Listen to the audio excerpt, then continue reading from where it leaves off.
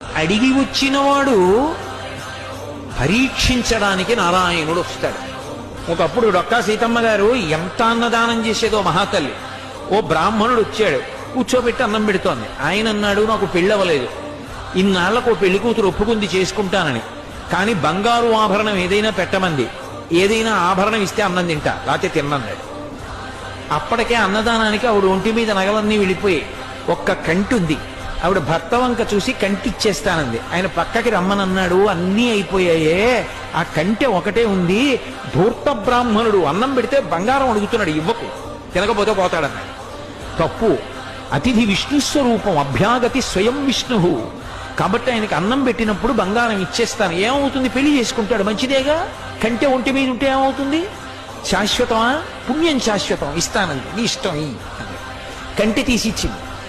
ఆ కంటి తీసుకెళ్లి అరిటాక్ కింద పెట్టి ఆయన అన్నం తినేశాడు సంతోషంగా. ఉత్తరాపోసనం పట్టాడు, చేయగడుక్కోవడానికి బయటికి వెళ్ళాడు. ఊరంతా కలిపి ఎంత ఉంటుంది ఆ గన్నవరం.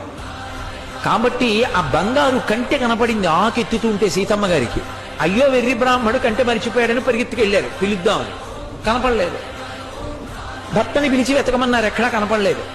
అయ్య బ్రాహ్మణుడు ఇంత కంటె అడిగాడు, వెళ్ళిపోయాడని పడుకుని నిద్రపోయారు. ఆవిడికి కలలో శ్రీ మహావిష్ణువు కనపడ్డారు. సీతమ్మ, ఇంతమందికి అన్నం పెడుతున్నావే, ఒక్కసారి నీ చేతి అన్నం తినాలని